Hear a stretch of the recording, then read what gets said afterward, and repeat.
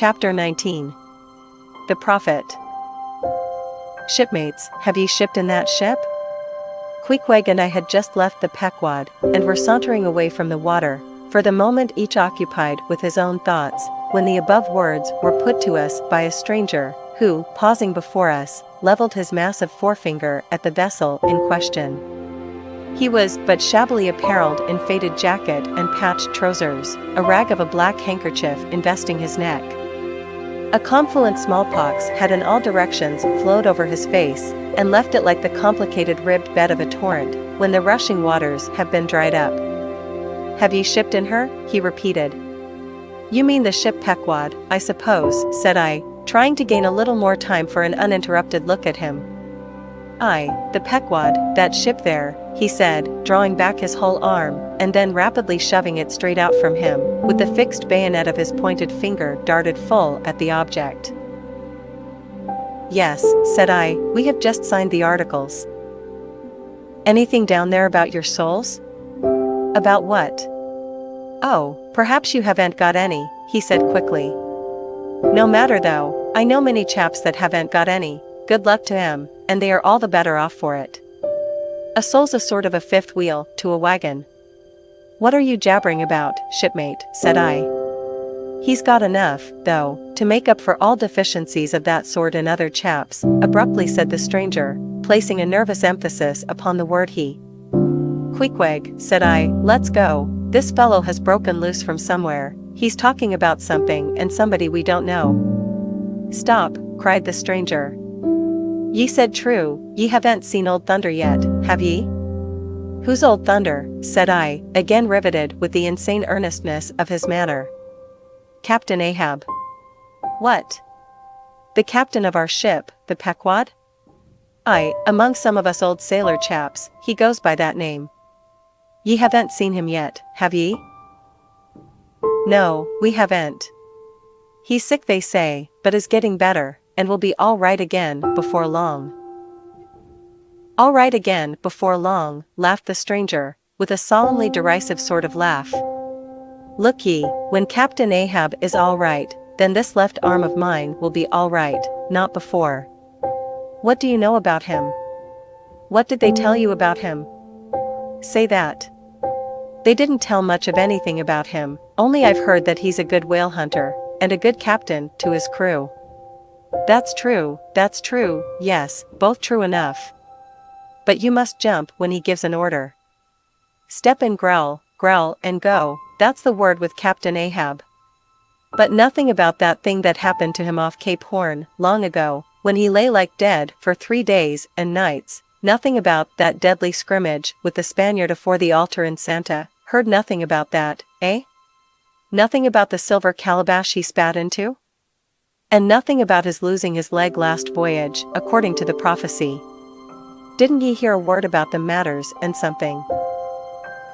More, eh? No, I don't think ye did, how could ye? Who knows it?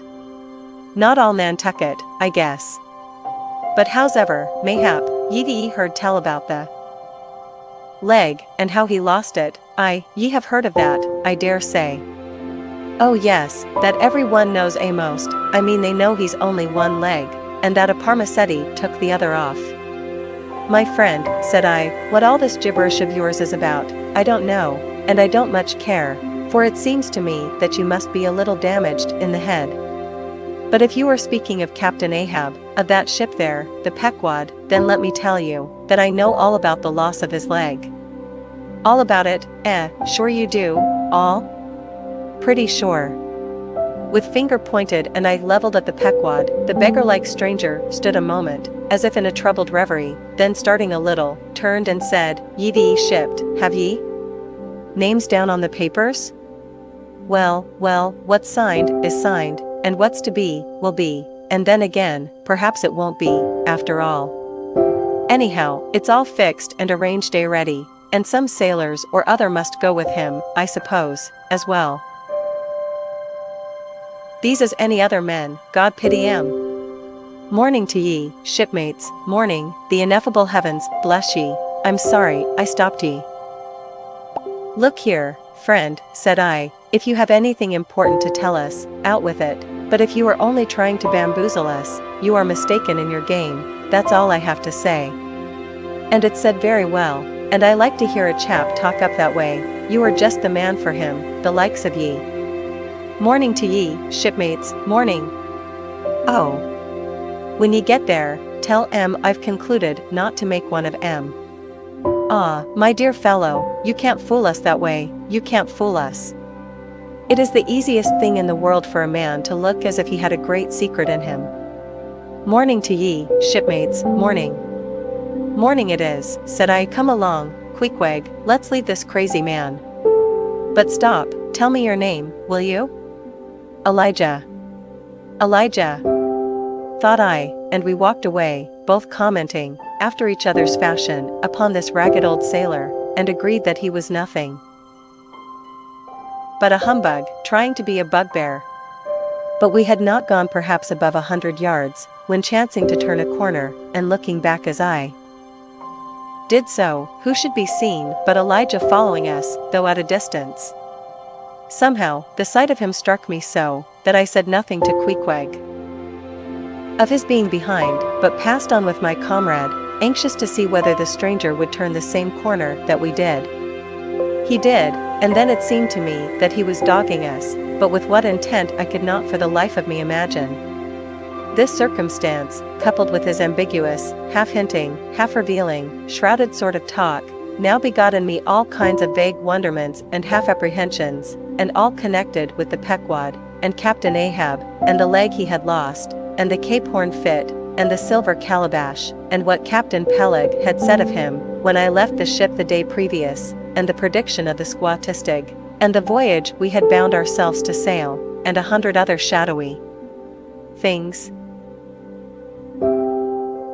I was resolved to satisfy myself whether this ragged Elijah was really dogging us or not, and with that intent crossed the way with Queequeg, and on that side of it retraced our steps. But Elijah passed on, without seeming to notice us. This relieved me, and once more, and finally as it seemed to me, I pronounced him in my heart, a humbug.